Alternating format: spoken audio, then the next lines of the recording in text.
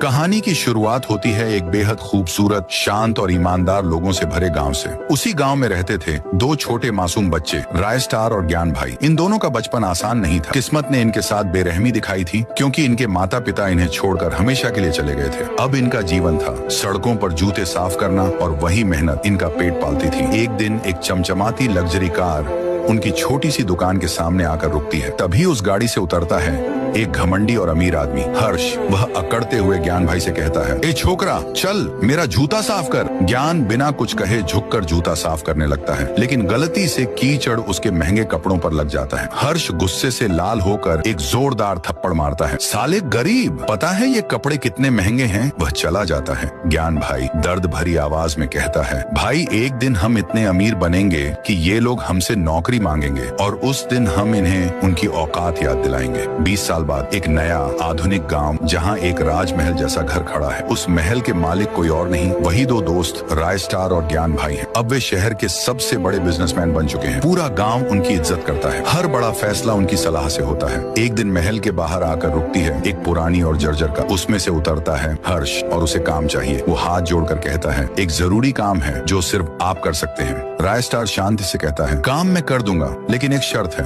हर्ष, क्या शर्त? तुझे मेरे दोस्त के जूते साफ करने होंगे। पागल हो क्या? मैं? राय स्टार, तो फिर मेरा काम भी भूल जा। मजबूरी में हर्ष झुककर ज्ञान भाई के जूते साफ करता है। तभी ज्ञान भाई एक चम्मच उठाते हैं और उसकी गर्दन पर हल्का छांटा मारते हुए कहते हैं, साले गरीब, तुझे पता है ये जूते कितने महंगे हैं? हर्ष का चेहरा जलता लाल हो जाता है। वो गुस्से में कहता है, तुमने मेरी बेइज्जती की है, इसका बदला मैं जरूर लूंगा। ज्ञान भाई बाजार जा रहे होते हैं। तभी एक लड़की रोज सड़क पर गिरी हुई मिलती है। ज्ञान भाई उसे उठाते हैं। तुम ठीक हो? चलो मैं घर छोड़ देता हूँ। रोज बाइक पर बैठती है और उसे एक सुनसान फैक्ट्री की ओर ले जाती है। जैसे ही वे वहाँ पहुँचते हैं, सामने खड़ा मिलता है हर्ष। तो आ ही गया तू, तेरा ही इंतजार था। हर्ष हंसता हुआ कहता है, अब अपने दोस्त को भी बुला ले। ज्ञान भाई घबराकर फोन करता है, भाई मैं फंस गया हूँ, जल्दी आ। राय स्टार बिना एक पल गंवाए अपनी बाइक लेकर निकलता है। जब वह फैक्ट्री पहुँचता है तो देखता है कि ज्ञान भाई एक पिंजरे में कैद है और हर्ष अपने गुंडों के साथ तैयार खड़ा है। हर्ष, अब तुम दोनों से एक साथ बदला लूंगा। राय स्टार, उसे छोड़ दे, नहीं तो तूफान बनकर टूट पड़ूंगा। हर्ष, आज देखेंगे कौन किसे मारता है। और फिर शुरू होती है एक जबरदस्त लड़ाई। धुआं, लाल